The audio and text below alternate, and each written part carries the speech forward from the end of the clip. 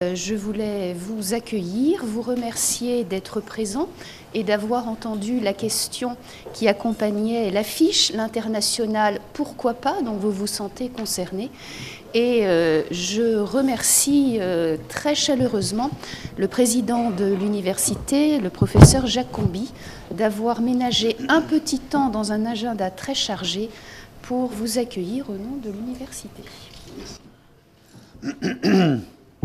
Je vais essayer de ne pas casser le micro.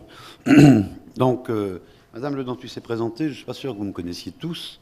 J'aimerais bien, pourtant, j'aimerais que vous me connaissiez tous, non pas pour mon ego personnel, mais tout simplement pour que vous sachiez que le président, c'est pas quelqu'un dans une pièce dont on ne sait pas trop ce qu'il fait, mais qu'il est là, bien sûr, pour parfois présenter une séance importante, et je vais y revenir, mais qu'il est là à votre service. C'est notre première mission de service public. Je parle bien sûr aux étudiants, mais je parle aussi aux enseignants. Nous sommes là pour créer des conditions et que vous puissiez les uns et les autres vous en saisir. On essaie.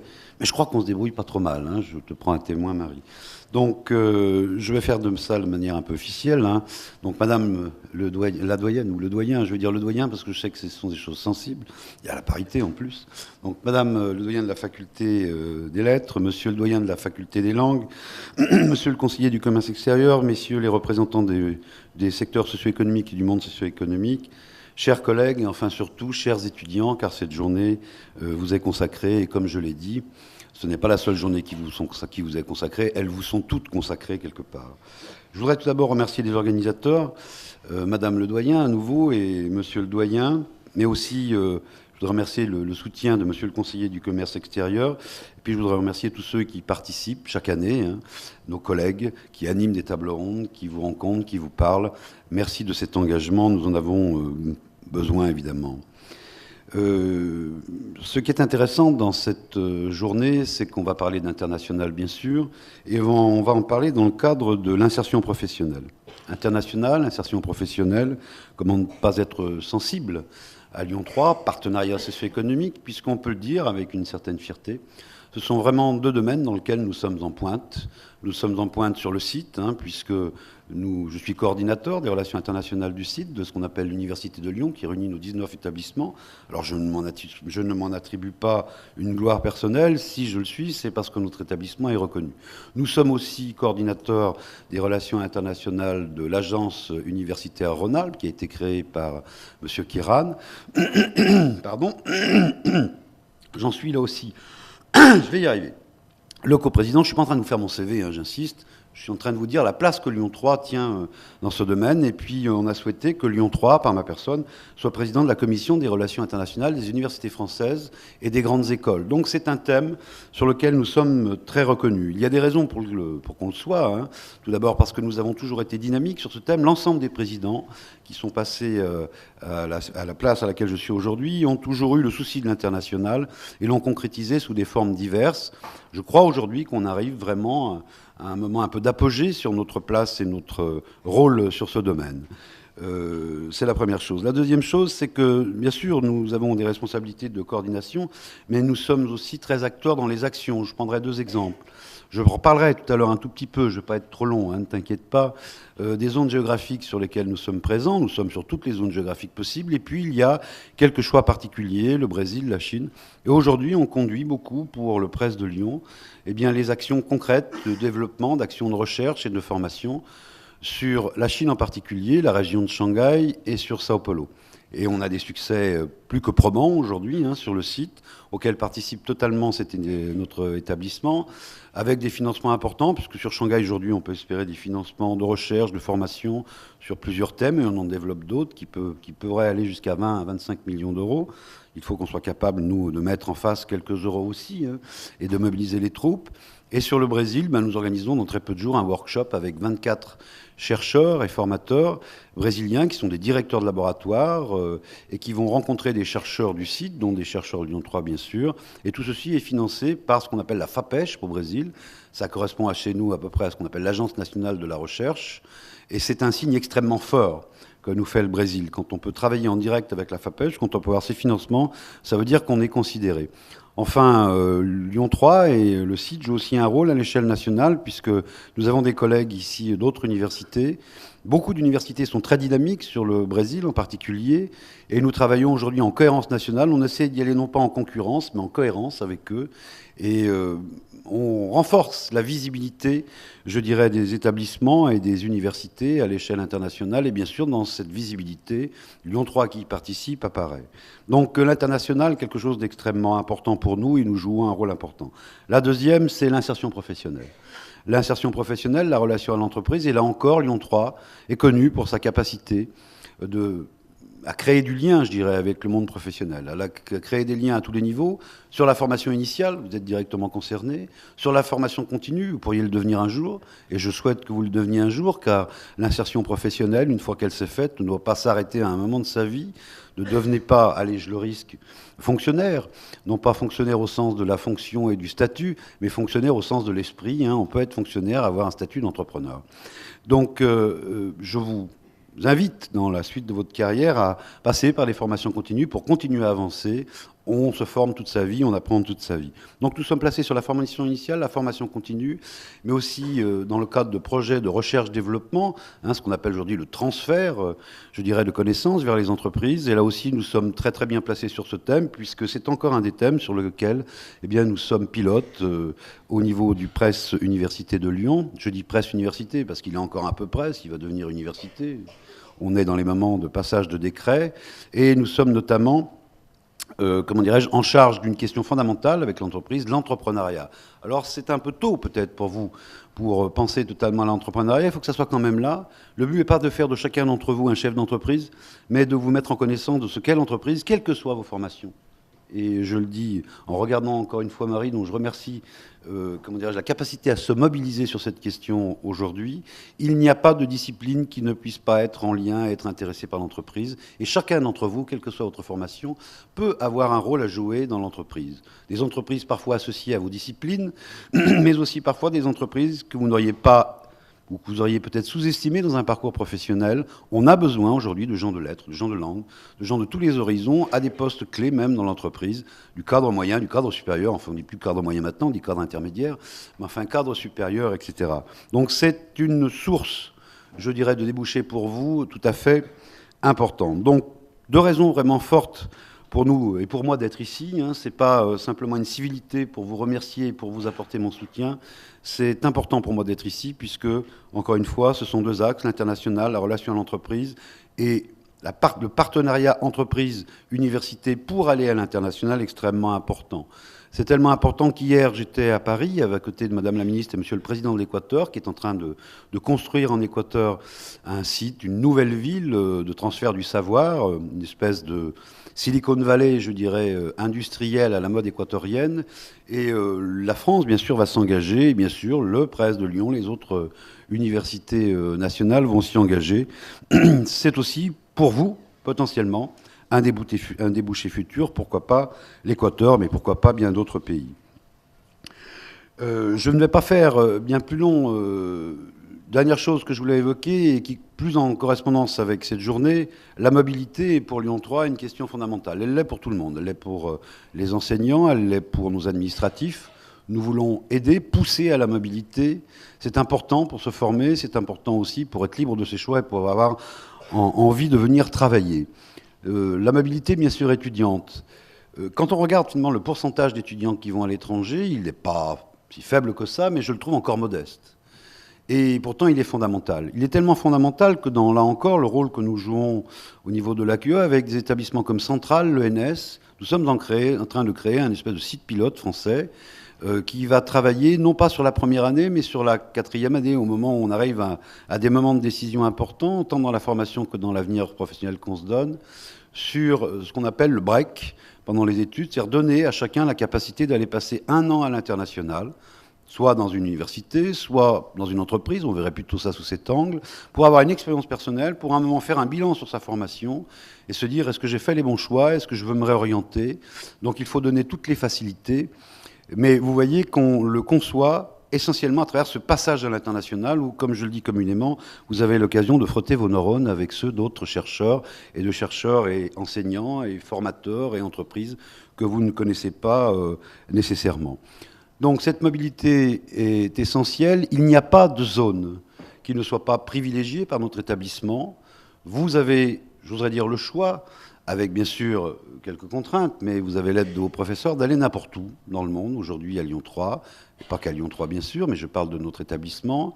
Et puis au-delà de ce choix, vous avez aussi quelques zones qu'il ne serait pas inutile de considérer dans votre esprit, parce que nous, encore une fois, nous y jouons un rôle important et que nous pourrons vous aider, d'autant plus que nous aurons créé des conditions, comme je le dis souvent.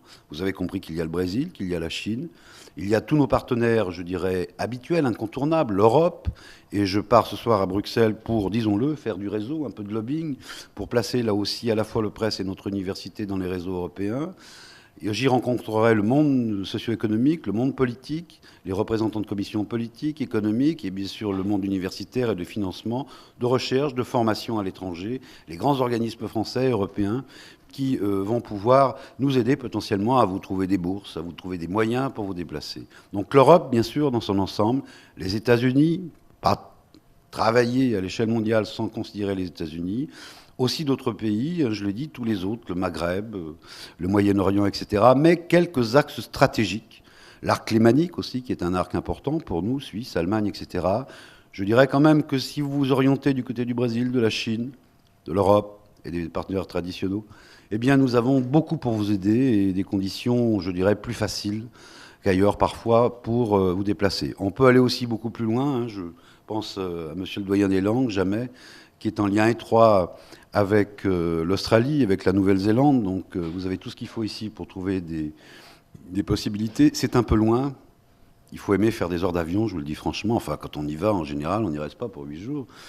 Quoique lui, il vient d'y aller pour 4 ou 5 jours. Donc il ne rechigne pas à la peine. Et puis nous sommes aujourd'hui encore avec le vice-président des relations internationales à Taïwan. Donc ce n'est pas que la Chine, je ne sais plus comment l'appeler, populaire, elle est assez libérale aujourd'hui, mais toujours un peu populaire. Il y a aussi la Chine ouverte depuis longtemps, Taïwan, nous sommes encore une fois un peu partout. Voilà, je vous souhaite de passer une journée très productive. Je ne pourrai pas être avec vous très longtemps, je ne pourrai pas être avec vous ce soir puisque je pars en déplacement. Mais je n'ai pas de doute qu'avec l'encadrement, que je remercie encore une fois de son engagement, la journée sera très très productive pour vous. Et partez, déplacez-vous, soyez mobiles, on est là pour vous soutenir. Bonne journée.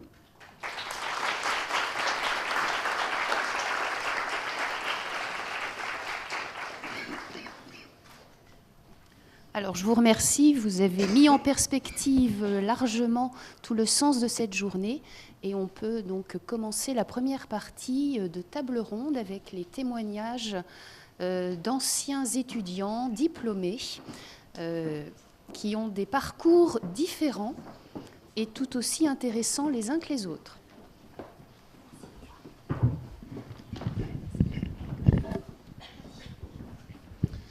Bonjour à tous, merci d'être là, aussi nombreux, aussi présents. Je suis Yvan Rio-Corrèze, je ne vais pas vous parler longtemps de moi, ça n'a pas d'intérêt, ce n'est pas le but. Cette journée est au service de l'international. Elle est à votre service, comme ça vient d'être reprécisé.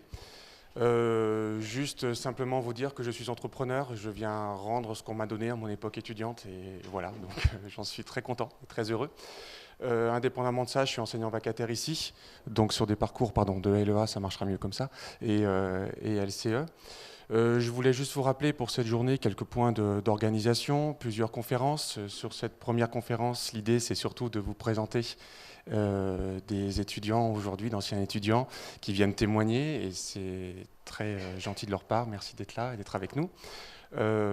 Plusieurs temps forts, comme je vous le disais, une première conférence, témoignage, retour d'étudiants, une deuxième conférence basée sur le lien international avec les entreprises.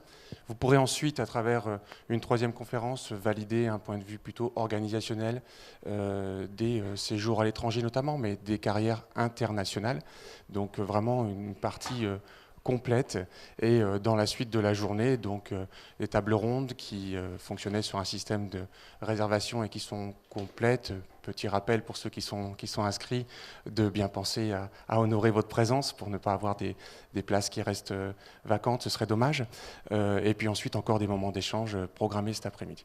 Sans être trop long, je veux vous préciser aussi par rapport à l'organisation de la journée nous vous demandons, s'il vous plaît, d'aller sur le site internet où vous pourrez compléter un questionnaire concernant l'aspect organisationnel, qualitatif, dans le but d'améliorer nos prochaines interventions et de porter encore plus haut le succès de ces journées, tout simplement, dans cette version-là. Donc, dans les mots-clés, je dirais qu'il faut plutôt retenir. Échange, évidemment. Cet échange, on va l'organiser dans un timing assez précis. Donc nous aurons à l'issue de chaque conférence la possibilité pour vous de poser des questions, donc n'hésitez pas. Pour ça, nous avons 2 micros mobiles qui sont dans la salle, qui vous seront distribués. Nous ne pourrons pas répondre pour des questions techniques aux questions qui sont posées sans le micro. Donc je vous remercie de bien vouloir vous manifester pour demander le micro à l'issue de la conférence et pouvoir bénéficier de l'échange donc sur nos 4 intervenants de cette première conférence. Se feront un plaisir de vous répondre. Je vais vous faire une présentation relativement rapide de chaque intervenant. L'idée, c'est plutôt de pouvoir profiter de leur témoignage que de faire de longues paroles. Donc, je vais appliquer tout de suite en demandant donc à Charlotte Ball, merci d'être présente, de nous apporter son témoignage. Donc, récemment diplômée, Master 2 en LEA, Commerce International, donc septembre 2013, et nous faire part donc essentiellement des périodes qui ont pu être faites en stage avec de nombreux pays visités, pas sous un angle touristique évidemment, mais avec l'application de l'international. Donc je vais vous laisser la parole sans être trop bavard. Merci Charlotte. De rien, bonjour. Donc moi je suis effectivement d'un master de LEA Commerce International. J'ai fait beaucoup de périodes à l'étranger parce qu'on m'a demandé de faire beaucoup de stages dans cette formation.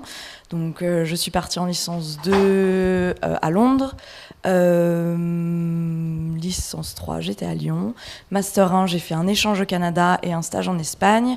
Et je rentre d'Australie, donc dans le cadre de mon stage en fin d'études. Voilà, ça a toujours été super intéressant. Bon, moi, ça a toujours été une volonté de ma part de partir à l'international. Je sais pas quoi vous dire. Je pense qu'on est tous dans la même situation. Enfin, je me souviens parfaitement être à votre place et de se dire j'ai pas de réponse, j'ai personne en face de moi pour me donner les papiers qu'il faut. Enfin, pas une question administrative, mais je cherche savoir où chercher quoi que ce soit. Et je vais vous donner un truc, vous pouvez compter que sur vous-même. Donc, bonne chance. Mais c'est totalement possible. C'est totalement possible, vraiment. Si l'international, si vous voulez y aller, allez-y parce que c'est vraiment, c'est cliché, mais c'est génial. Et de toute façon, vous apprendrez plein de choses. C'est hyper enrichissant. Voilà, je pense qu'il faut l'avoir en soi aussi. Si vous voulez pas partir, vous forcez pas. Mais bon, voilà quoi. Vraiment, l'international, faites-le. C'est pas mal. Mais par contre, comptez que sur vous-même. Charlotte, quand vous dites compter que sur vous-même, quels ont été les freins que vous avez rencontrés avec cette volonté d'aller à l'international? À un moment donné, on sent peut-être un blocage. Ce blocage, il était essentiellement financier, il était organisationnel, il était de quelle nature? C'est surtout, je pense, ne pas savoir où chercher les informations à un certain moment. Par exemple, quelle sorte de stage. Quand on se retrouve en licence ou quoi que ce soit, on ne sait pas ce qu'on vaut, on ne sait pas où chercher, on ne sait peut-être même pas ce qu'on veut. Il y a énormément de choses, énormément de forums, comment est-ce qu'on peut appeler ça, des plateformes de recherche de stage ou choses comme ça. Faut pas se mentir, le réseau est énorme aussi, il faut toujours demander autour de soi.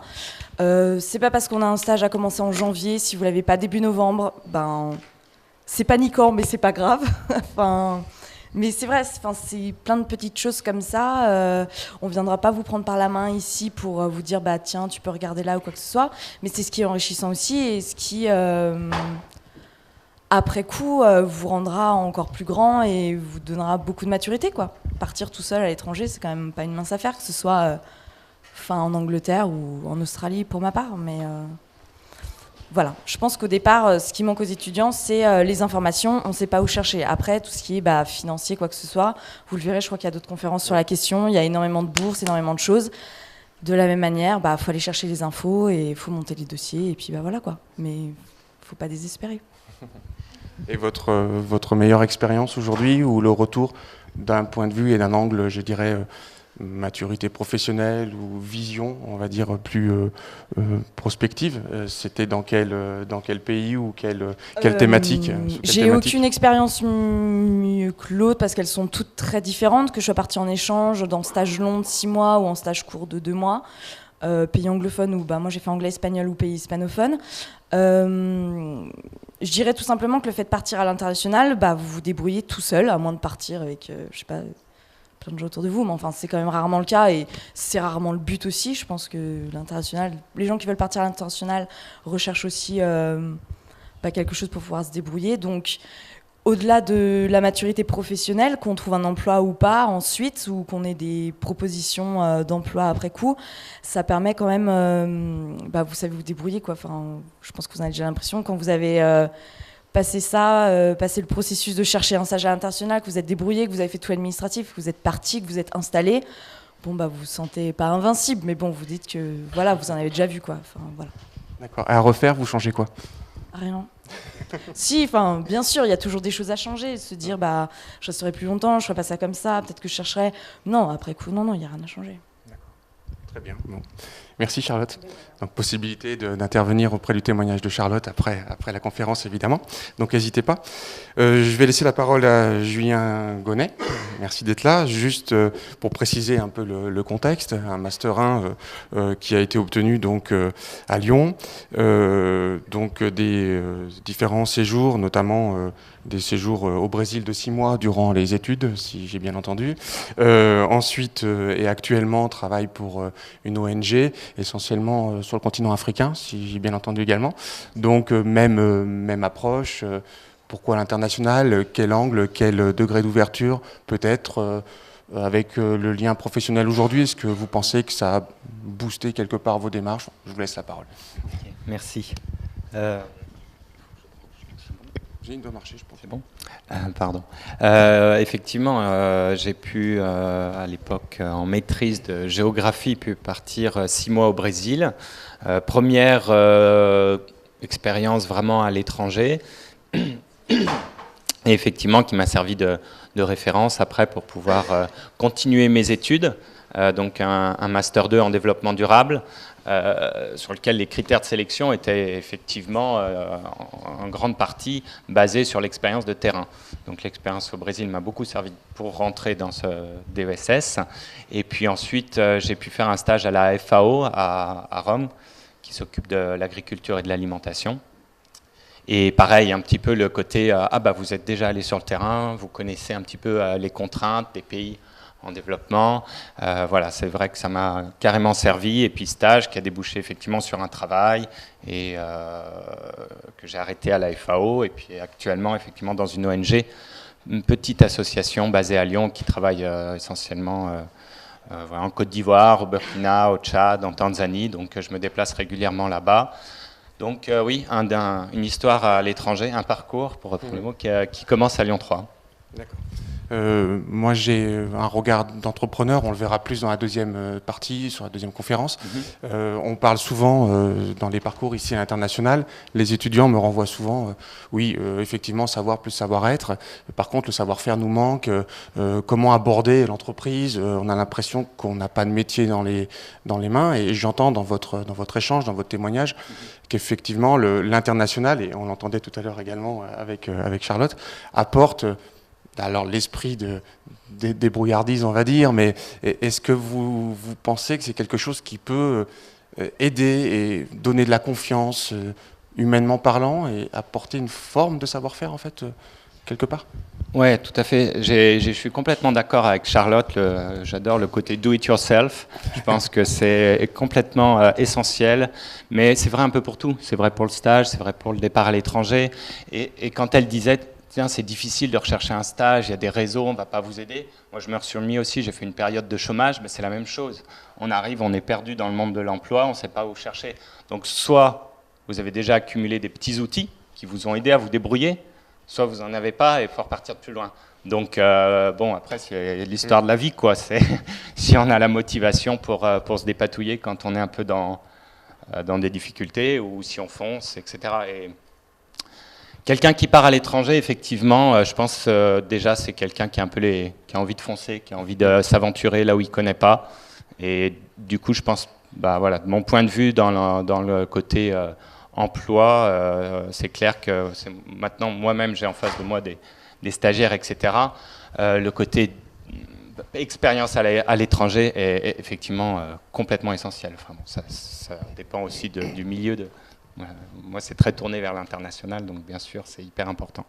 D'accord, c'est une partie professionnelle, j'allais dire, aujourd'hui, qui pour vous est non seulement un atout, hein, je l'entends bien, mais également dans votre champ professionnel au quotidien, une forte motivation. Ouais. Vous sentez aujourd'hui capable de dire je prends un poste sans cette dimension internationale, c'est quelque chose qui vous fait vibrer ou c'est devenu indispensable pour vous d'avoir ce lien avec l'international, particulièrement l'Afrique, mais c'est vraiment quelque chose qui fait partie de votre vie au quotidien, plus que professionnel, quoi. Oui, tout à fait. Ouais. C'est vrai qu'après, c'est de l'enrichissement, c'est du partage, c'est de la découverte, c'est du recul aussi beaucoup. On est quand même assez enfermé dans notre vision de la société, des études, de pas mal de choses. Le fait d'aller voir à l'étranger, c'est effectivement une prise de recul qui, de mon point de vue, est effectivement essentielle aujourd'hui.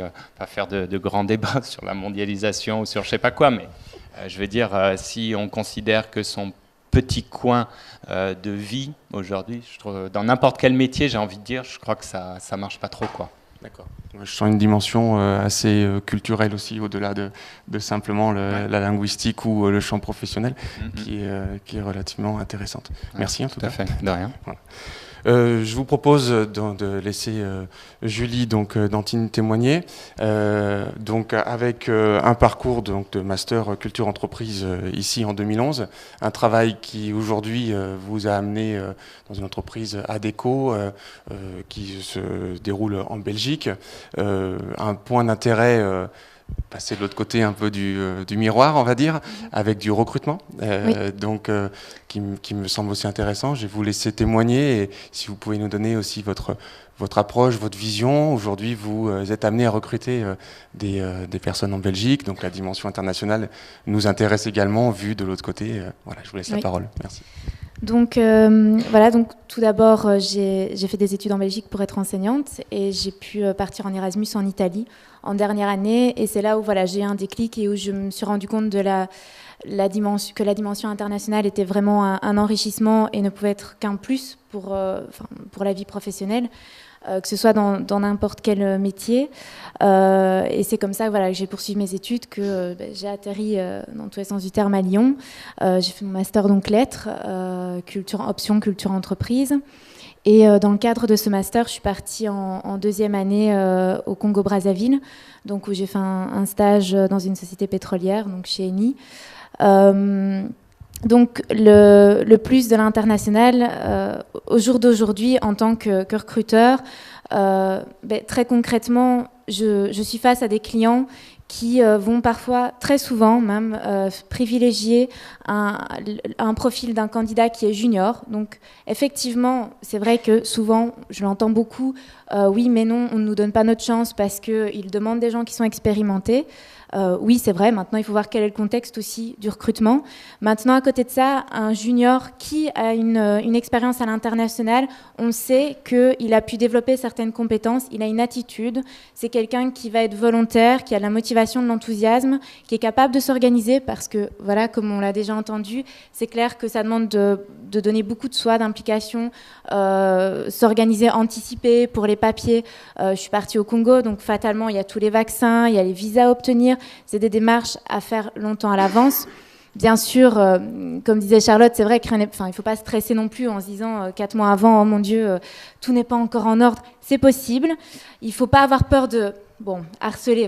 Maintenant, il faut peser les mots, mais je veux dire, c'est clair qu'il faut vraiment oser. Quand vous vous lancez dans une démarche pour partir à l'international, il ne faut pas avoir peur de pousser les portes parce que le problème, c'est qu'il y a de nombreux intermédiaires et parfois, on n'est jamais mieux servi que par soi-même. Donc il ne faut vraiment pas avoir peur d'aller trouver les personnes directement et de faire un maximum de démarches de par soi-même.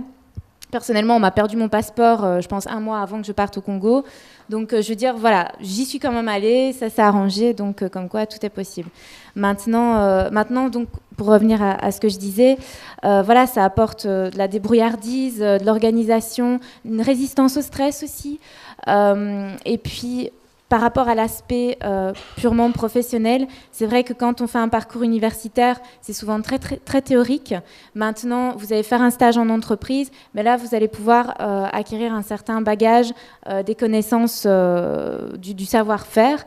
Et voilà, donc là aussi, clairement, c'est un plus. Moi, personnellement, en partant au Congo, dans une société pétrolière, eh bien, je me suis confrontée à des profils techniques, d'ingénieurs, etc. Bon, c'est un milieu assez particulier avec de l'offshore. Maintenant, à côté de ça, si aujourd'hui je travaille pour le groupe ADECO et que je fais du recrutement, c'est aussi grâce à cette expérience-là parce que j'ai acquis certaines connaissances de certains types de profils et ça me permet plus facilement de cibler mes recherches pour pouvoir recruter la bonne personne et donc voilà, très concrètement l'international, c'est vraiment très important et au jour d'aujourd'hui, quand vous vous retrouvez sur le marché de l'emploi, c'est parfois ce qui va faire la différence. Donc vraiment, si vous avez l'opportunité, saisissez-la, mais voilà, c'est vrai que ça demande énormément d'implication, ça il faut le savoir dès le départ.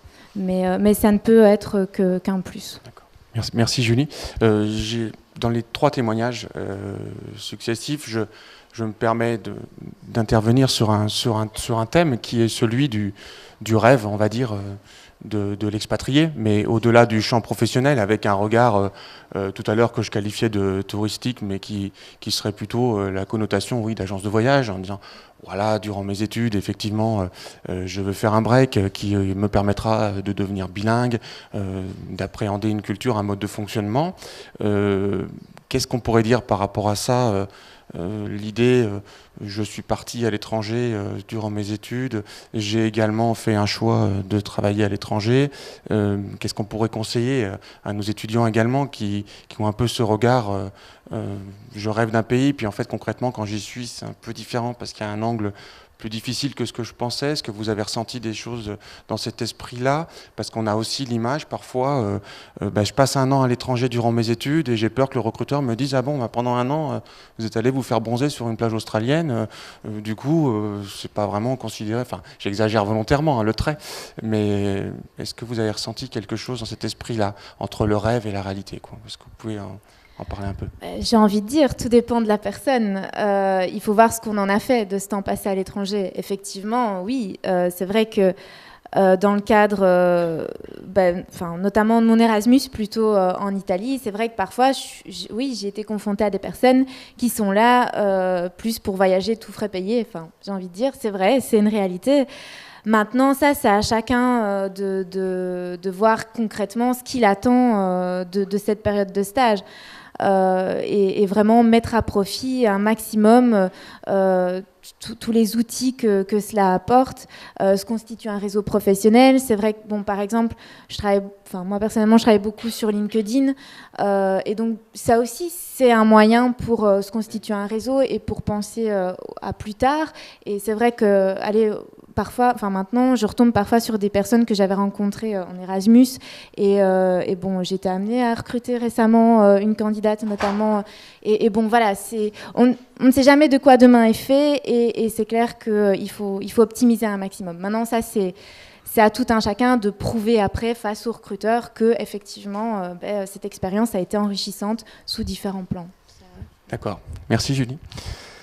Je vais faire témoigner Laurie Tillman, donc, qui a un double diplôme master et management international en sciences politiques, 1 an passé au Japon, donc intéressant de pouvoir échanger sur cette idée, et toujours un effet miroir avec aujourd'hui une entreprise, vous travaillez dans une entreprise sur Lyon, mais qui est japonaise, donc toujours intéressant de pouvoir en parler. Je vous laisse la parole. Oui, donc moi j'ai fait mon année à l'étranger au Japon dans le cadre de Sciences Po. C'était la 3e année, donc une année pas break, mais c'était un échange universitaire et j'étais en famille d'accueil. Avec le Japon et la première barrière que j'ai rencontrée qui est linguistique, puisque je baragouinais le japonais en sachant dire bonjour, ceci est délicieux, ce qui n'était pas suffisant pour mener une conversation. Donc d'autant plus en famille d'accueil qui ne maîtrise pas le français encore ni l'anglais. Donc ça apprend à s'adapter rapidement. Au début, on se balade avec un petit dictionnaire sur soi et puis rapidement on prend des automatismes, d'autant plus que comme c'était un échange universitaire, j'avais énormément de cours de japonais. Et ça apprend énormément à s'adapter à une culture qui est complètement différente à 180 degrés. Ça provoque quelques quiproquos qui permettent d'en rire après coup aussi. Et puis donc aujourd'hui, effectivement, je travaille dans une entreprise qui est japonaise en étant autonome puisque je suis responsable commercial grand compte sur le quart sud-est de la France et je travaille depuis chez moi quand je ne suis pas en rendez-vous chez les clients. Et en contact direct avec des Japonais qui sont au siège au Japon pour tout ce qui est responsable produit. Également avec la Belgique puisque le siège européen se situe en Belgique. Et comme je suis responsable grand compte sur des comptes internationaux, je suis également en contact avec les États-Unis, l'Inde, la Chine ou l'Amérique du Sud quand il y a des liens avec les usines qui sont autres là. Je n'ai pas encore eu l'occasion d'aller y passer beaucoup de temps, mais ça ne fait qu'un an que je suis dans l'entreprise, donc c'est prévu. Laurie, dans l'idée, entre votre période étudiante et l'idée que vous faisiez de l'international, je pourrais qualifier votre projet naissant d'une dimension internationale, et la réalité de cette année passée au Japon, qu'est-ce qui a changé ? Comment vous êtes revenu du Japon? Qu'est-ce qui a changé chez vous? Comment vous avez abordé cette internationalisation? Ça change que, évidemment, quand on part avec des clichés du pays, de comment ça va être, vous parliez de rêves tout à l'heure. Sur le terrain, il y a des choses qui sont mieux, il y a des choses qui sont moins bien. Donc on met un petit peu à jour ces a priori. Et puis on apprend surtout à ne plus en avoir. Donc ça crée un petit peu une tournure d'esprit capable de s'adapter, de se dire non, les choses ne seront pas forcément comme telles, et d'être beaucoup plus ouvert et capable d'appréhender les difficultés avec sans visière du tout, parce qu'on sait que les choses peuvent être extrêmement différentes de ce qu'on pouvait être et qu'on peut avoir des difficultés auxquelles on n'avait pas pensé. Et ça apporte une grande ouverture d'esprit. D'accord. Qu'est-ce qui fait que vous avez franchi le cap ? Parce que traditionnellement, et peut-être moi le premier, on peut avoir l'idée de partir à l'international lors de ses études ou plus tard dans la vie.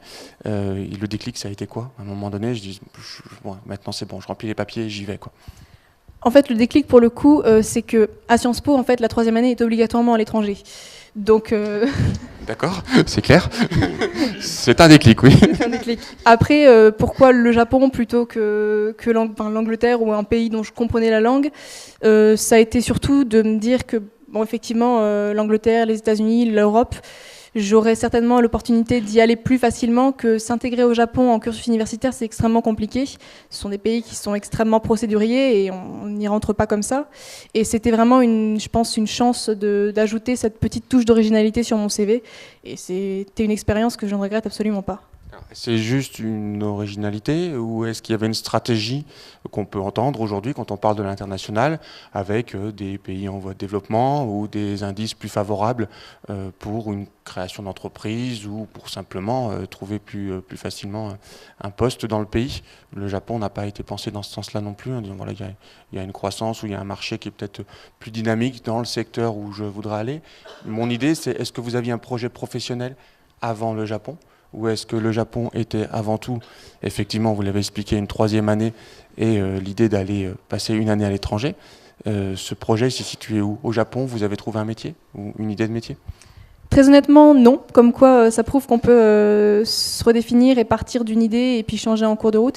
J'avais pas particulièrement de projets, j'avais des projets professionnels mais qui ont changé depuis, pas particulièrement définis, parce que tant qu'on n'a pas fini ses études, qu'on n'a pas engagé un master, on n'est pas forcément toujours sûr de ce qu'on va faire, et même après ça peut changer.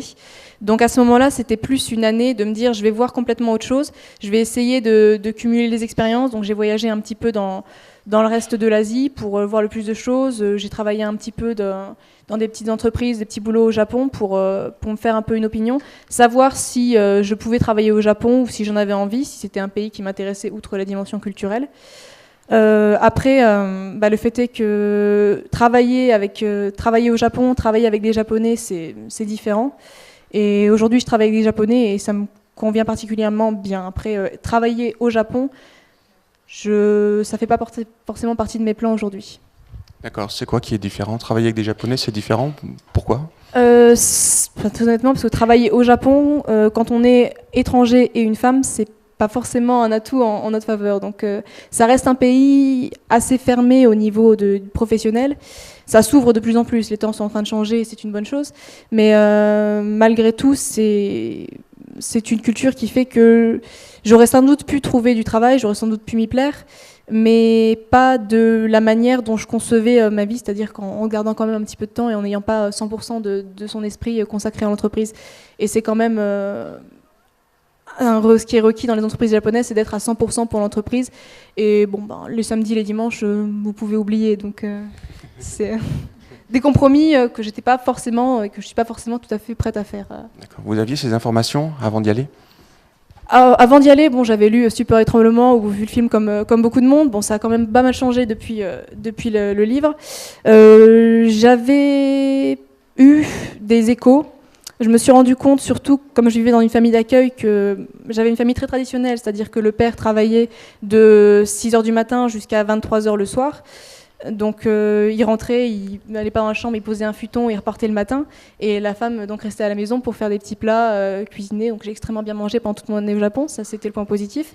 Mais c'était quand même assez traditionnaliste de ce côté-là. Donc j'ai pu me rendre compte, et autour des élèves qui étaient également avec moi en échange universitaire, en famille d'accueil, que ça restait quand même assez souvent ce schéma-là. D'accord. Donc un choc de culture également, au-delà du champ professionnel, hein, qui peut amener pas mal de bouleversements. Vous l'avez traduit tous les quatre, donc je pense que c'est intéressant pour nos étudiants aussi d'entendre cet échange-là, dans ce témoignage. Je vous propose peut-être qu'on passe à un échange de questions, quitte à revenir ensuite sur des témoignages pour ne pas avoir de timing trop stressant dans l'échange et qu'on puisse vraiment en bénéficier. Je ne sais pas si vous avez déjà des questions formalisées, que vous souhaitez avoir le micro, il faut que vous leviez la main pour qu'on puisse vous amener un micro sans fil. Je ne sais pas qui c'est qui veut se lancer, ou si on n'a pas de questions, on peut continuer notre échange. Non? Pas de questions particulières? Si. Bonjour. Alors, ma question s'adressera à l'étudiante qui a fait un master en culture entreprise. Je suis désolée, je me souviens plus du prénom. En tout cas, je voulais savoir pour le stage au Congo, comment vous avez réussi à le trouver depuis Lyon 3. Est-ce que vous êtes passé justement par Lyon 3 qui avait des partenariats, ou c'est vraiment une démarche 100% personnelle? Alors, comment ça s'est passé? Ce qui s'est passé, c'est que j'avais la chance d'avoir une connaissance qui travaillait comme expatriée là-bas. Et donc, j'avais la solution du logement. Et donc à partir de là, j'ai envoyé des lettres de motivation, des CV aux entreprises. Et comme je parlais italien, voilà, c'est vrai que Eni, la société pétrolière, là pour le coup c'est un peu cliché, mais bon voilà, la réputation et puis le fait de pratiquer aussi mon italien, etc., ça m'a particulièrement attirée. Et donc j'ai relancé, il a fallu que je relance beaucoup, par mail, même par téléphone.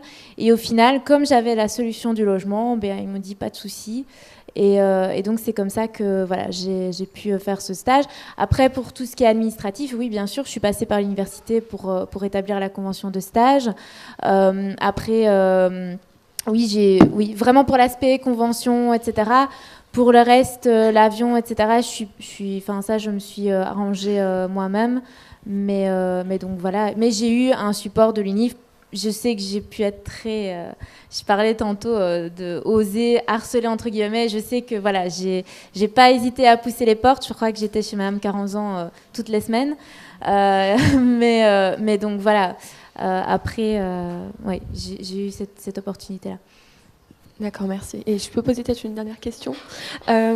Vous êtes pris combien de temps à l'avance pour démarcher ce stage? Est-ce que vous aviez déjà une idée à l'avance, justement, due à cette connaissance, pour faire ce stage au Congo dans cette entreprise? C'est une bonne question. Alors, attends que je réfléchisse. Honnêtement, pas tellement. J'aurais préféré m'y prendre plus à l'avance, parce que c'est vrai que la dernière période, voilà, comme j'ai expliqué, notamment avec les problèmes de passeport, ça a été très, très stressant. J'ai décidé, je crois, de le faire j'ai lancé les démarches, je crois, en décembre, en janvier, et j'étais là-bas mi-avril. Donc vraiment, j'ai envie de dire dernière minute, j'ai pris tous les renseignements pour les vaccins. Encore une fois, comme c'était très en dernière minute, j'ai d'autant plus dû aller de l'avant. J'ai fait je ne sais pas combien de fois Lyon-Bruxelles, et donc voilà. Mais comme quoi, comme disait Charlotte, tout reste possible. Après, tout dépend de ta motivation, mais voilà, sinon même dans des délais courts, ça reste possible. D'accord, merci beaucoup. Juste pour me permettre d'intervenir sur le sujet, en termes d'anticipation, nous, au niveau des professionnels et des préparations par rapport à la recherche d'emploi en général, et pas forcément uniquement sur le stage, j'ai beaucoup entendu les témoignages parler du réseau, parler également de son approche dimension réseau social, notamment sur Internet, LinkedIn, Viadeo. On ne se prépare jamais trop tôt à une façade professionnelle. Nous sommes toujours dans un temps de changement entre le monde étudiant, sans être péjoratif, mais une communication plutôt personnelle et à visée cadre familial et amical, et pour la passer du côté professionnel, en ayant des adresses pro qui ne soient pas des pseudos liés à des passions, qui ne soient pas des pseudos liés à des groupes de musique ou autres passions dans la vie. Une dimension plus internationale, vous verrez assez rapidement que Viadeo marche beaucoup moins bien à l'international que LinkedIn par exemple. La façon, l'art et la manière de manier ces outils de façon à ce que les informations se regroupent le plus facilement à votre sujet et que vous puissiez limiter, mais ça c'est les recruteurs qui en parleraient le mieux, le temps de recherche et d'investigation à votre sujet, et du coup, dans les systèmes d'anticipation, de pouvoir valider plus facilement ces périodes. Je m'y prends un peu plus tôt. Quand on recherche des informations sur moi, elles sont fiables, rapides et accessibles, et professionnelles, et du coup, ça peut se débloquer encore plus rapidement. Je ferme cette parenthèse et laisser la parole aux questions à venir. Merci. Si juste je peux me permettre, en termes d'anticipation, c'est anecdotique. Je suis partie 6 mois en stage, donc mon stage de fin d'études en Australie. Je suis partie le 15 janvier. J'ai eu mon stage le 15 décembre. Et on m'a dit, mon patron là-bas m'a dit, il faut que dans 1 mois, vous soyez là. Après, c'est la volonté de tout un chacun. Je suis vraiment pas une pro de l'organisation ou un modèle ou quoi que ce soit, mais c'est pour vous donner un exemple. Il n'y a pas que ceux qui s'y prennent 6 mois à l'avance, qui sont organisés, tout qui s'en sortent. Vraiment, après, c'est les occasions qui font le truc, quoi. Et c'était possible. Alors effectivement, dans des pays très procéduriers, ça l'aurait pas fait. Mais l'Australie, c'est quand même pas... ils sont pas hyper sympas non plus. Mais c'est possible, quoi. Voilà, c'est pas la panique. C'est pas parce qu'on est début novembre que vous avez un stage à faire en janvier, un stage obligatoire à l'étranger, que voilà, il faut juste... faut tout mettre, hein, mais c'est jouable aussi. Hein, faut pas désespérer. Voilà. Merci Charlotte. Donc la volonté, la persévérance, et c'est possible. On avait une question ? Oui, bonjour. Moi, je m'appelle Alexandre. C'est une question pour mademoiselle Tillman, je ne sais pas si je prononce bien. J'ai un parcours LEA, anglais-japonais, et je fais actuellement, si j'ai bien compris, vous avez fait un master commerce extérieur.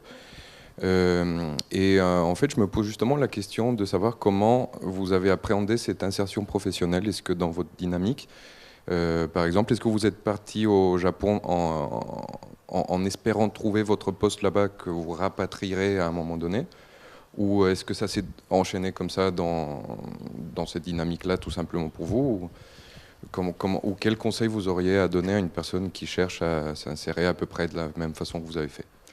Tout dépend de ton approche. Effectivement, moi, en fait, quand je suis partie au Japon, c'était une année entre mes études, donc je savais que je revenais au bout d'1 an et que j'avais encore 2 ans à faire pour finir mon master. Donc, j'y allais pas avec la perspective d'y trouver un emploi là-bas.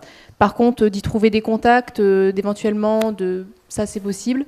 Il y a pas mal d'opportunités quand même pour qui est un peu motivé de prendre contact avec les entreprises. Ils sont assez ouverts à ce niveau-là. On peut facilement prendre des rendez-vous, des discussions. Après, ça dépend de ton objectif. Si c'est de travailler là-bas, c'est pas extrêmement... j'ai beaucoup d'amis qui sont restés au Japon, donc vraiment, je sais que c'est possible. Et tous ceux qui sont restés au Japon ont fini par trouver du boulot. Certains, plus difficilement que d'autres, ont commencé par faire des petits boulots de traduction. J'en ai une qui travaille comme traductrice dans une société qui fait des jeux vidéo. D'autres qui travaillent pour des entreprises françaises parce que c'est parfois plus facile de commencer en travaillant au Japon pour une entreprise française, comme Petit Bateau ou des marques qui sont très implantées là-bas. Donc ça, c'est une des démarches possibles et ça se fait assez facilement. Pour travailler au Japon dans une entreprise japonaise, ça peut être un tout petit peu plus compliqué. Il faut vraiment être absolument bilingue en japonais et connaître ton keigo par cœur. Sinon, forme polie, extrêmement polie pour s'adresser à ses chefs au Japon, pour précision. Ça peut être un petit peu plus laborieux. Ensuite, il y a aussi la possibilité de travailler en France ou dans d'autres pays pour une entreprise japonaise, donc ce qui est mon cas. Et ça, envoyer ton CV, il y a peu de personnes qui parlent japonais en étant français en France, donc c'est une chance de ce côté-là. Et tu auras facilement des opportunités en envoyant des candidatures spontanées ou en allant directement sur les sites des sociétés japonaises implantées en France. Il y en a qu'on ne connaît pas. Moi, ma société, elle s'appelle Nito Denko, je pense que personne ici ne doit la connaître. Et pour cause, mais il y en a quand même un certain nombre, donc il faut se créer, chercher un peu, passer du temps sur Internet, dans les recherches. Voir aussi auprès, il y a des grandes marques aussi, il y a des entreprises comme Toyota qui sont implantées en France, qui sont extrêmement connues. Ça demande un petit peu de patience, un peu de recherche, mais c'est extrêmement réalisable. D'autres questions dans la salle qui sont intervenues après? Je vois des mains qui se lèvent vers le haut de la salle. Je peux juste avant, pour rebondir par rapport à la question sur le Japon. En fait, en Belgique aussi, il y a des filiales de Toyota notamment.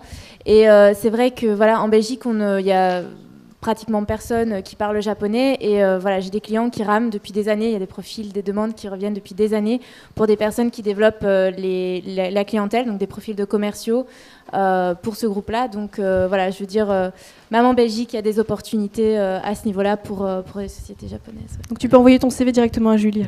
Voilà, si jamais. LinkedIn. Par rapport à la remarque, Julie, ce qui est intéressant, c'est aussi sur la thématique de la journée de voir que l'international, effectivement, présente plusieurs temps. Et le séjour à l'étranger durant les études ou le fait d'être en situation professionnelle à l'étranger durant quelques mois, quelques années, peut permettre, comme on le faisait remarquer, d'avoir vraiment un socle très solide et une base pertinente, une expertise, pas que sur son CV, mais réellement une réalité concrète, et qui va permettre de rebondir justement par la suite sur une dimension internationale. On a beaucoup de témoignages de nos anciens étudiants. J'ai beaucoup de clients d'entreprises, de chefs d'entreprise à mes côtés qui deviennent des globetrotters. Parce que le statut, par exemple, d'expatrié devient quelque chose qui fait partie de leur ADN. Et à la suite, j'entends ce qui peut être annoncé ici. Effectivement, on part au Japon avec une envie, avec un intérêt, avec la volonté de tisser le lien et d'être inscrit dans ce pays. Mais ensuite, on va pouvoir peut-être représenter le Japon ou garder ces valeurs-là dans d'autres destinations. Et dans beaucoup de grands groupes internationaux, mais également dans des petites structures, puisque moi je n'ai pas pour but de témoigner, mais je vais vous apporter un éclairage complémentaire, même dans des PME ou des TPE qui souhaitent dans un premier temps partir à l'export, se voient d'un seul coup intéressés par plusieurs destinations. Et c'est vrai et c'est évident qu'il peut y avoir d'autres angles d'aborder l'international que le pays en lui-même, ou en tout cas on peut y voir un rebond et un système plutôt intéressant. Je me tais, je laisse la parole aux questions suivantes. Donc, bonjour, moi ce serait pour Charlotte. Donc j'aimerais en savoir un peu plus sur votre stage en Australie. Donc où est-ce que vous l'avez fait, dans quelle entreprise, dans quelle ville, et savoir si ce stage vous a amené à un métier ou si vous êtes donc toujours en recherche d'emploi. Voilà, merci. Je suis toujours en recherche d'emploi.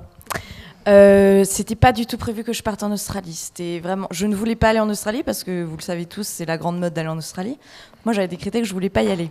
Bon, il se trouve que ça a été, j'ai cherché vraiment mon stage était obligatoirement à l'étranger et donc j'ai cherché de partout, disons vraiment sur tous les continents. Je me suis pas mis de barrière ou quoi que ce soit. Il se trouve que j'ai postulé à une offre en Australie et que ça a été positif. Alors après, ça a été le chemin du combattant parce que le chemin du combattant, oui et non. Les démarches se sont faites. Je suis partie en Australie donc assez rapidement. Dans une entreprise, enfin un petit truc, j'ai trouvé mon stage sur VIP Stage d'ailleurs. Je pense que tous ceux qui cherchent un stage à l'étranger, vous en avez déjà entendu parler de ce site. C'est quelque chose d'assez incontournable. Je suis arrivée, c'était à Sydney. Ça s'est très très mal passé. avec la personne. C'était du coaching en entreprise, donc moi je pensais en apprendre beaucoup sur tout ce qui était simplement comment coaching en entreprise, c'est-à-dire côté développement d'entreprise et tout, c'était pas du tout le cas. C'était du coaching cliché comme on peut en voir, enfin bref, c'était du n'importe quoi. Et j'ai changé de stage sur place parce que j'ai rencontré de façon complètement folle une personne, une Lyonnaise, qui avait monté sa boîte en Australie et qui m'a dit « Ah, mais je recherchais une stagiaire ». Donc j'ai changé comme ça. Donc moi, c'est vraiment un truc à part. Mais sinon, j'ai fait un super stage de 5 mois en Australie parce que ça s'est super bien passé. Eux, ils vendent des meubles en Australie. À la base, ils sont restés 15 ans en Europe. Bref, petite entreprise qui s'éclate. Donc à la fin... Finalement, ça a été un super stage. Ils m'ont proposé un job à la fin, mais ça me correspondait pas du tout et c'était pas du tout intéressant hein, de point de vue financier, point de vue boulot. C'était pas voilà. Donc de toute façon, il fallait que je rentre ici. Bon, mon objectif c'était de repartir aussi, mais bon, ça c'est pas fait. Mais oui, effectivement, j'ai eu à la fin, j'ai eu une proposition d'emploi entre guillemets, ouais. Donc voilà, est-ce que c'était ça que tu voulais savoir, autre chose Ouais, je suis restée sur Sydney par contre, hein, je parle de l'Australie, mais j'ai vu que Sydney, hein. Enfin vraiment, voilà. Mais bon, comme quoi, il faut pas lâcher, quoi. Ouais, moi je suis arrivée sur place là-bas, au bout de 5 jours, c'était la cata, quoi, à se dire que je suis à 15 000 km de chez moi, il faut que je fasse quelque chose. Bon, c'est tombé comme ça, j'ai eu énormément de chance, énormément de hasard. Mais c'est comme ça, faut pas désespérer, voilà. Charlotte, juste pour revenir, il y a eu réponse à la question? Oui, merci. Juste pour revenir sur l'Australie, je me permets de rebondir parce qu'on a un mythe autour de l'Australie que vous venez d'évoquer, destination à la mode, et on nous renvoie souvent de la part des étudiants ou la pensée, j'allais dire plutôt médiatisée, que l'Australie ne pourra accueillir professionnellement quelqu'un de façon durable que s'il apporte quelque chose à l'économie locale. Et donc on entend, comme d'autres destinations, faut être boulanger, il faut avoir un savoir-faire quelque part français par exemple pour pouvoir, et j'entends donc une proposition qui n'était pas intéressante sous certains angles, mais une proposition d'embauche. Donc est-ce que vous pouvez nous éclairer sur ce mythe par exemple? C'est pas un mythe, c'est une réalité, hein. C'est-à-dire que on a souvent nous l'idée des États-Unis, enfin je prends les États-Unis parce que c'est l'exemple, je pense, enfin, c'est la réalité à laquelle on fait face. L'Australie, c'est exactement la même chose. Je pense même que c'est d'autant plus fermé. Il n'y a aucun souci si vous voulez prendre des visas, donc tout ce qu'on appelle visa work and holiday. Vous pouvez y aller 1 an, il n'y a pas de souci. En tant que Français, vous serez très mal accueillis parce que ce que font les Français en ce moment, ça se passe très très mal. Enfin, bon, on mérite que la réputation des gens qui sont là, qui sont avant nous. Pour trouver des stages, moi je vous dis, j'ai trouvé un stage, mais parce que ma patronne était française, lyonnaise, donc elle connaissait notre façon de travailler. Le stage, mais que ce soit en Australie ou aux États-Unis, on n'a pas du tout la même définition du stage, donc c'est plus compliqué d'en trouver. L'Australie, vous n'aurez aucun problème à y aller, trouver des petits boulots, choses comme ça. Moi, j'y suis pas allée avec un compte en banque indéfini. J'avais plus de mon stage parce que j'étais rémunérée, mais de façon minime. J'avais des petits boulots les week-ends à côté. C'est une réalité, je veux dire. Bon, il existe plusieurs possibilités. L'Australie, soit vous tombez dans une entreprise qui propose ce qu'ils appellent un sponsorship. Donc, vous êtes sponsorisé par l'entreprise pendant 2-4 ans. Donc, c'est quelque chose qui coûte très, très cher aux entreprises. Donc, souvent, ça se fait sur les grands groupes. Mais c'est une réalité. Si vous voulez demander un visa en Australie, il faut que vous apparteniez à la liste des métiers que vous avez sous le nez, quoi. Donc, après, oui, pour les stages, oui, si on vous propose un sponsorship à la sortie, ce qui devient de plus en plus rare. C'est pas impossible, ça fait peur, mais c'est pas impossible. Si c'est ce que vous voulez, allez-y, poussez les portes qu'il faut. Je veux dire, l'Australie, c'est une réalité pour les pour nous Français, Italiens, quoi que ce soit. Mais moi, j'ai rencontré tellement de jeunes, alors anglophones, des Irlandais, des Américains. Mais enfin, et je pense que c'est ce qu'ils ont en plus de nous, Européens, ou là, dans notre cas français. Bah, eux, ils y vont, quoi. Ils poussent les portes, mais parce que ça fait partie de leur mentalité aussi. Et ils y arrivent très bien, hein. Donc il faut pas. Si c'est votre rêve, allez-y. Et le rêve de la plage en Australie, c'est une réalité. Donc vous pouvez aller bronzer sur les plages en Australie en bossant sérieusement. Voilà. Merci donc, Charlotte. n'hésitez pas. D'accord. Une autre question. Bonjour, je m'appelle Tatsuro, je suis japonais. Et j'ai une question à la mademoiselle qui était au Japon. Et est-ce que les entreprises japonaises qui sont en France À votre avis, elles sont intéressées par les étudiants japonais qui font leurs études en France? Et oui, évidemment. Est-ce qu'il y a des c'est un de profil. Genchisayo ou Genchisayo? Genchisayo, c'est recrutement. J'entends pas le fort. Ah, est-ce qu'il y a plein de Genchisayo de recrutement, pardon. Oui, donc je suis revenue du Japon il y a 3 ans et demi, donc mon japonais est un petit peu rouillé. Désolée. Et donc ça dépend de l'entreprise ou Oui, non, pour tout ce qui est entreprises qui sont implantées en Europe, pas seulement en France, évidemment que des profils soit des personnes locales qui parlent japonais ou des japonais qui parlent la langue locale, c'est très intéressant, c'est très demandé parce que c'est très rare. Donc ce sera d'ailleurs plus facile de trouver un travail dans une entreprise japonaise que dans une entreprise locale avec des difficultés, mais en tout cas, moi je sais que dans mon entreprise qui est donc japonaise, on travaille beaucoup. Il y a beaucoup de Japonais qui travaillent en Belgique parce que le siège de mon entreprise européenne est en Belgique. Et donc il y a beaucoup de Japonais qui se sont implantés en Belgique et qui travaillent sur place, donc qui manipulent l'anglais, le japonais. Certains ont tenté d'apprendre le flamand. Et c'est un vrai atout parce qu'on continue de travailler beaucoup avec le siège qui est au Japon et que aussi bien linguistiquement que culturellement, c'est toujours intéressant d'avoir quelqu'un qui permette de faire le lien. Donc c'est des postes qui sont assez recherchés. D'accord, je vous remercie. Une autre question? Merci. Oui, bonjour. Moi, je me dirige plutôt aux 3 qui sont partis en Afrique et au Japon. Je suis en LEA et on a souvent l'impression d'être limité aux pays dont on étudie la langue. Je voulais savoir comment ça s'était passé, les démarches pour se rendre dans des pays qui n'étaient pas ceux qui étaient dans le cadre de vos études. Au Congo et au Japon. C'est la barrière de la langue, c'est ça, si j'ai bien compris? Les professeurs nous poussent quand même à aller dans des pays, LEA anglais-espagnol, ils nous poussent à aller dans des pays anglophones et hispanophones. Comment vous avez fait pour sortir un peu des barrières Langue et culture, en fait. Ouais. Je ne suis pas sûr à 100% d'avoir compris la question. Moi, personnellement, je ne parlais pas du tout portugais. J'avais fait un petit peu d'italien, un peu d'espagnol, donc on reste dans les langues latines, donc ça allait.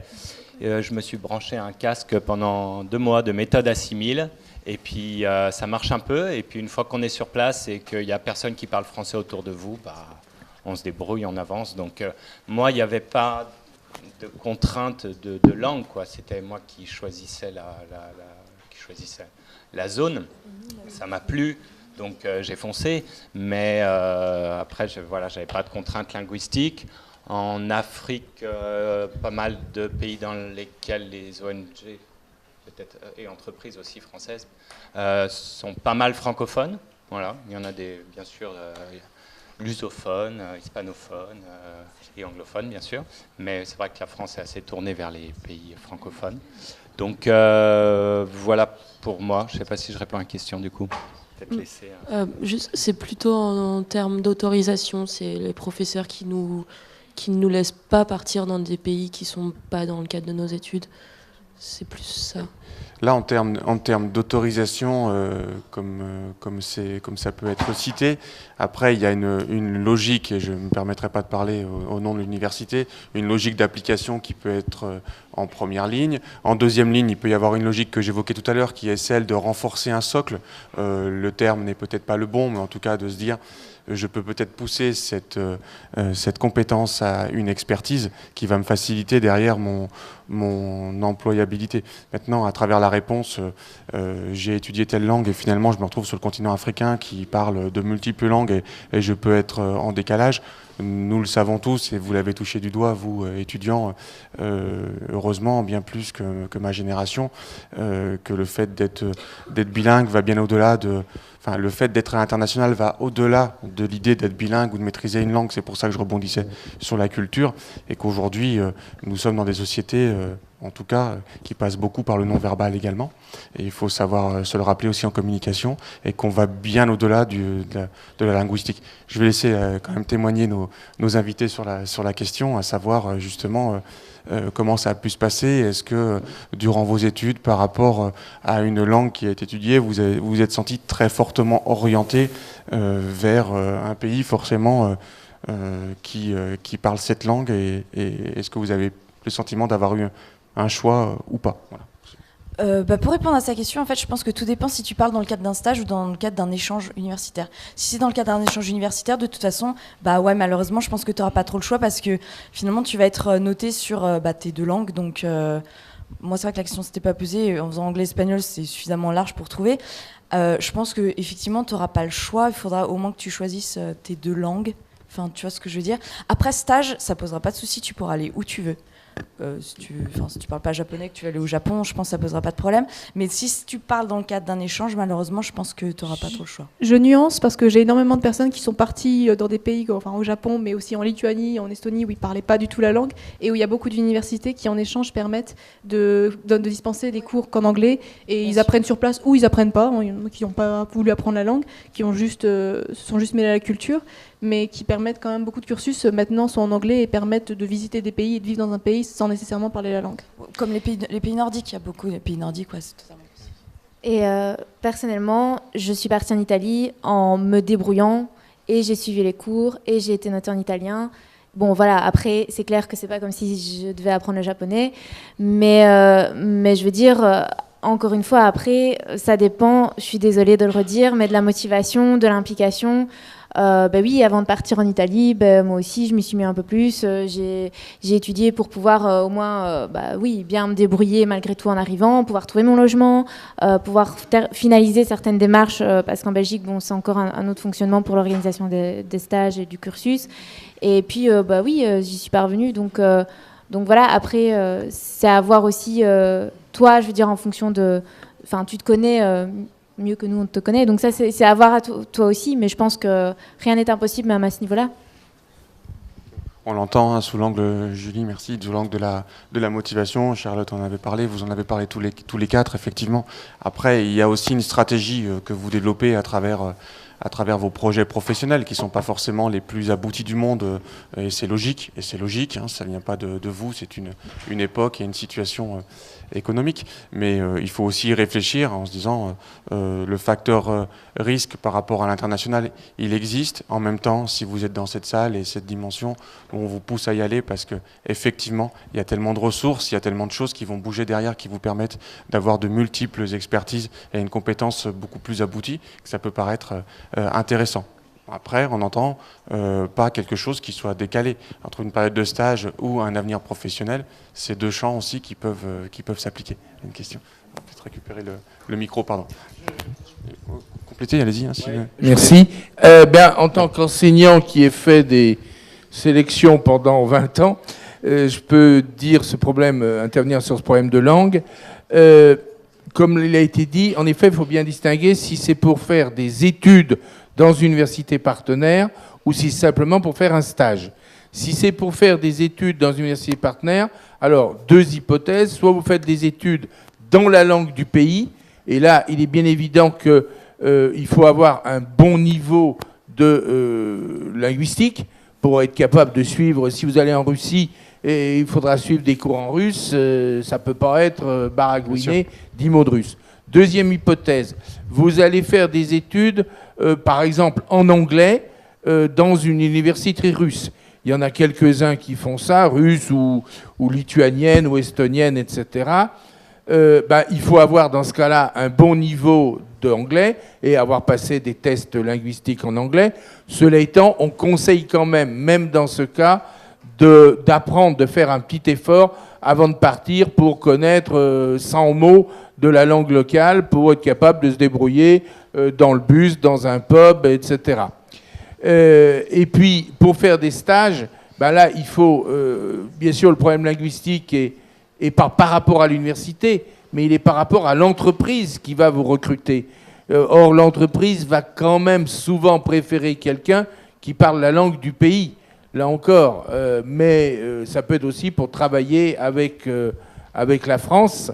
Moi, j'ai connu des gens qui partaient en Angleterre et qui travaillaient essentiellement en français et en allemand.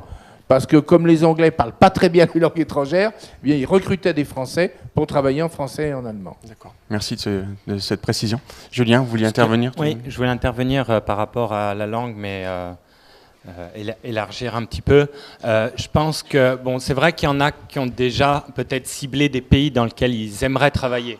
Donc là, effectivement, la langue, le stage, bon, je ne maîtrise pas très bien, c'était il y a 10 ans, moi. Voilà, donc là, effectivement, je pense que ça vaut le coup d'être, entre guillemets, sur une voie un peu tracée si on a une idée. Mais ce que je voulais ajouter, et qui est un peu mon cas, c'est que, et puis on en commence à entendre parler, il y a une notion de plaisir aussi, d'aller à l'étranger. On a parlé des plages, on a parlé du pub où il faut connaître 3 mots. Je pense que si on ne sait pas très bien ce qu'on veut faire, comme moi, eh ben... il faut saisir n'importe quelle opportunité et foncer, quelle que soit la langue. Voilà, si le projet m'intéresse, si le pays m'intéresse, voilà, le Brésil, j'en avais jamais tellement entendu parler. J'ai une prof qui me fait un cours sur le Brésil et qui dit s'il y a des gens qui sont intéressés, j'ai dit moi. Le portugais, j'en avais jamais entendu parler. Voilà, donc j'ai dit bah allez, je fonce. Et voilà, et aussi la notion d'originalité du coup. Alors par rapport à quelqu'un qui a peut-être déjà plus d'idées. Personnellement, moi, je favorise des gens qui sont partis un petit peu dans des pays un peu extravagants. Tu disais tout à l'heure l'Australie, bon, tout le monde un peu y va, j'avais pas envie de faire ça. Voilà, je rejoins Charlotte un peu sur ce thème-là. Même si c'est pas la langue, même si c'est pas le futur métier que vous voulez faire, même si tout ça, le fait de construire un truc un peu original par vous-même, je pense que c'est un atout dans une vision moins... pour ceux qui ont moins le côté carrière déjà en tête, ce qui était bien mon cas à l'époque. Mais je pense que de toute façon, l'international apportera toujours cette dimension-là, humainement parlant, professionnellement parlant, et que c'est important effectivement de le repréciser. On a une question dans la salle. Bonjour à tous. Vous avez mentionné les réseaux tout à l'heure. Effectivement, je pense que c'est d'autant plus crucial quand on part à l'étranger. Pardon, vous avez mentionné les réseaux et je pense qu'effectivement c'est crucial quand on part à l'étranger et j'aimerais avoir votre retour sur l'efficacité du réseau Lyon 3. Est-ce que dans vos recherches de stage, recherches d'emploi, vous avez pu jouer de ça avec des anciens diplômés de Lyon 3 et notamment celle qui a un double cursus ancienne diplômée Sciences Po? Dans mon cas, alors j'ai pas utilisé, je ne travaille pas pour quelqu'un qui a été ni à l'IAE ni à Sciences Po. Par contre, j'avais cherché un petit peu via ces outils. J'avais eu quelques retours. Le fait est que j'ai choisi l'entreprise dans laquelle je suis actuellement, mais par contre, mon recruteur connaissait l'IAE, connaissait Lyon 3 et en avait entendu en bien. Donc ça a été aussi, je pense, un point positif sur mon CV qui a dû retenir un peu l'attention. Sur le réseau en lui-même, j'avoue que mon recrutement a été une chance pour moi assez rapide et que je n'ai pas tellement eu l'opportunité de l'exploiter plus que ça. Peut-être d'autres témoignages. Avez-vous utilisé le réseau? Si non, pourquoi? Et si oui, avec quel retour? Charlotte en avait parlé un peu tout à l'heure. Mon meilleur réseau, c'est ma grand-mère, donc j'ai pas du tout de réseau. Numéro de portable? Non, mais en plus, elle est pas rien du tout, elle n'est pas diplomate. Hein. Non, personnellement, pas de réseau. Réseau Lyon 3, non plus. Non, pas de réseau. Désolée. Enfin, pas de réseau, mais c'est peut-être pas plus mal aussi parce que justement, ça permet d'aller. Il n'y a pas le choix, quoi. Faut aller fouiller par soi-même et demander tout autour de soi à des gens à qui on n'aurait pas pensé, quoi que ce soit. Et ça passe partout, quoi. Les cousins, les grands-mères. Voilà. Non, désolé, moi pas de réseau. Pour ma part, bien réseau Lyon 3, ça non. Maintenant, si ta question se pose aussi par rapport au réseau professionnel type LinkedIn, je sais pas, bien par rapport à ça. Oui, nous en tout cas en Belgique, on l'utilise pas mal. Je fais pas mal de recherches. C'est vrai qu'au-delà d'une visibilité, d'une vitrine entre guillemets pour toi, c'est vrai que voilà, les recruteurs, on peut faire des recherches par mots-clés, etc. Après, c'est aussi un moyen de diffuser des offres d'emploi. Peut-être que c'est un peu moins...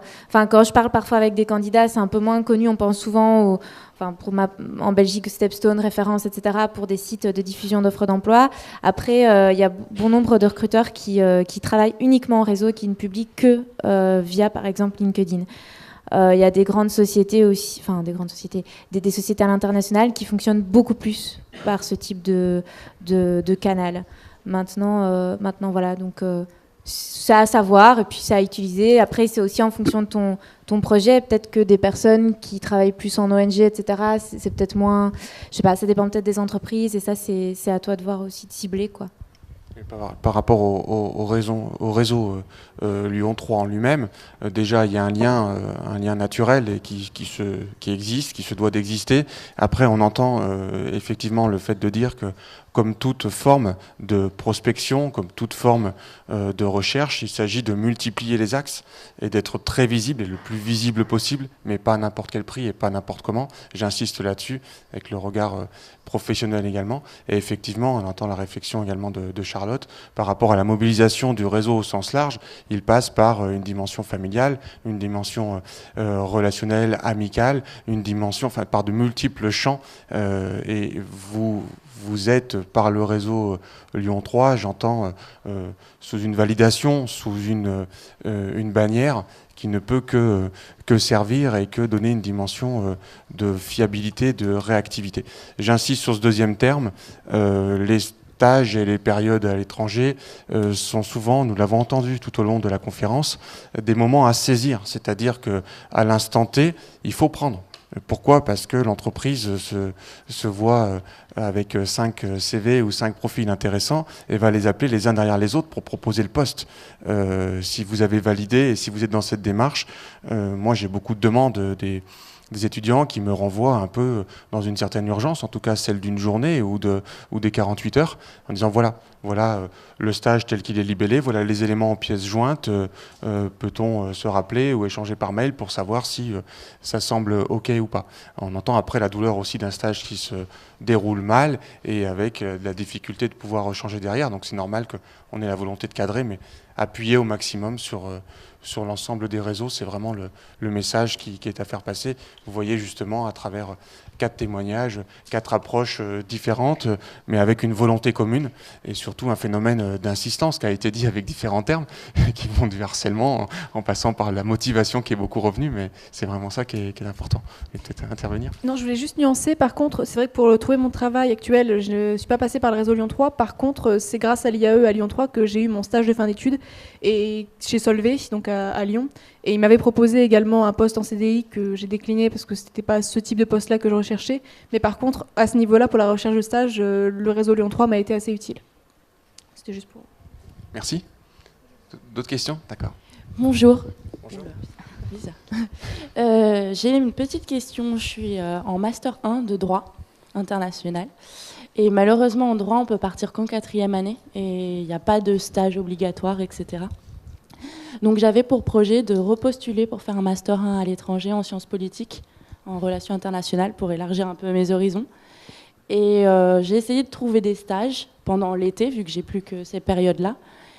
Et les entreprises, les ONG m'ont à chaque fois répété que pendant l'été, c'était des zones assez creux et qu'elles ne prenaient pas trop de stagiaires. Donc ma question est, est-ce qu'il est plus intéressant de prendre une année et d'essayer de trouver un stage de 6 mois à 1 an ou de refaire un autre Master 1 à l'étranger ? Je ne sais pas si ma question est... Est-ce que c'est plus valorisé, par exemple, pour après, le but c'est de trouver un emploi, d'avoir fait 1 an de stage où il y a la pratique et les langues qui sont mélangées, ou refaire un Master...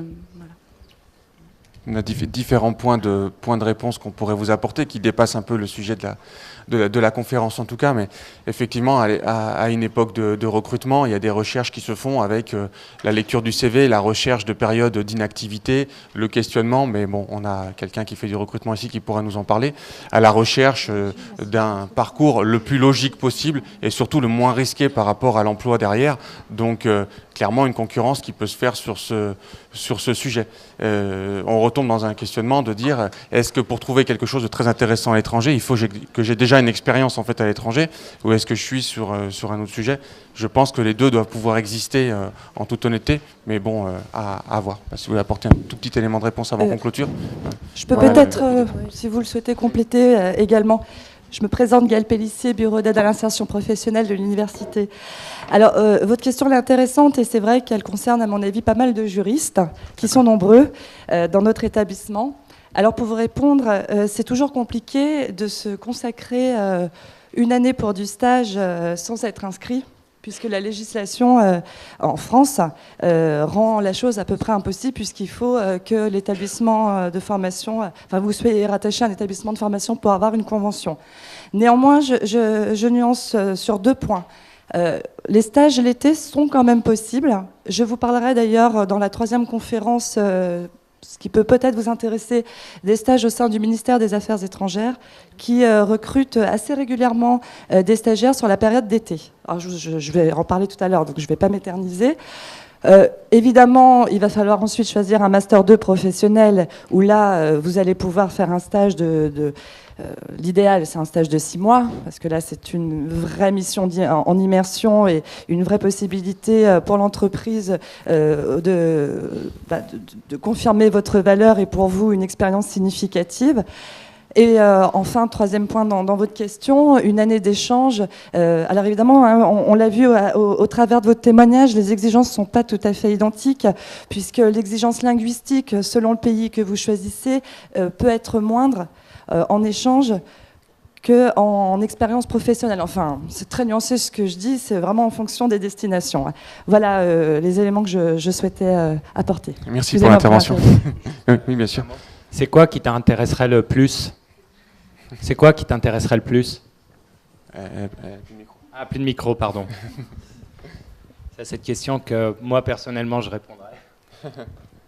C'est-à-dire ce qui m'intéresse entre la période de stage, si j'ai bien compris, ou refaire un autre master, c'est bien ça? Oui. Toi, qu'est-ce qui t'intéresserait le plus? Je dois avouer que j'ai hâte de quitter les études et j'aimerais bien passer à la pratique pour voir concrètement si ce que je fais me plaît. Et bah fonce. Voilà une réponse claire. Merci. Donc, il y a 2 réponses très claires, sous 2 angles différents. Voilà. Bah, écoutez, je vais clôturer cette conférence, sauf si on a une question qui est encore d'action. Je vous en prie. Merci, désolé. Donc, bonjour à tous. Ma question est peut-être un petit peu plus portée sur la pratique, qui s'adresse particulièrement à ceux d'entre vous qui avaient effectué des stages à l'étranger. Comment s'est passé au niveau du logement dans le pays étranger? Je ne sais pas si vous avez eu des accords avec vos entreprises ou si vous aviez cherché avant de partir, ou sur place. Donc, comment ça s'est passé exactement pour vous? Moi, j'ai eu les 2 cas. Donc, quand je suis partie en Italie, je suis arrivée là, j'ai cherché mon logement. Donc, il y a toujours les auberges de jeunesse. Tu restes un petit temps, au bout d'une semaine, tu trouves ton logement. Et donc, voilà, en colocation avec d'autres étudiants qui sont dans le même cas que toi, souvent. Dès le départ, là, c'est pas dans le cadre d'un stage, ça, c'est plutôt Erasmus, mais il y a souvent des organisations estudiantines. Donc, ça te permet d'avoir aussi des contacts qui savent très bien ce que tu es en train de vivre et qui peuvent t'aiguiller dans ces démarches. À côté de ça, voilà, comme j'ai déjà expliqué pour l'aspect stage au Congo, là c'est clairement coup du hasard et de la chance d'avoir déjà la possibilité du logement. Moi j'ai 2 cas de figure. En Espagne, l'entreprise me fournissait le logement. Et en Australie, je me suis débrouillée. Donc on panique pas, on prend 4 nuits en auberge de jeunesse et pendant 4 jours, vous ne faites que chercher des logements pour vous loger. Et au niveau des formalités administratives, c'est plus simple qu'en France ou c'est à peu près la même chose? En Australie, ça n'a posé aucun problème. Il n'y a aucune formalité. Hein. Du moment que vous payez, il n'y a pas de... non. Il n'y a aucune formalité, vraiment aucune. Après, j'essaie de réfléchir en Espagne. Non, je pense que ça aurait été la même chose. Hein. Il n'y a qu'en France qu'on casse les pieds. D'accord, merci beaucoup. C'est très clair. Bon, je vous remercie en tout cas. Nous vous remercions tous les 4 d'être venus témoigner. Merci à vous d'être présents et avec des questions aussi précises. Voilà. Merci.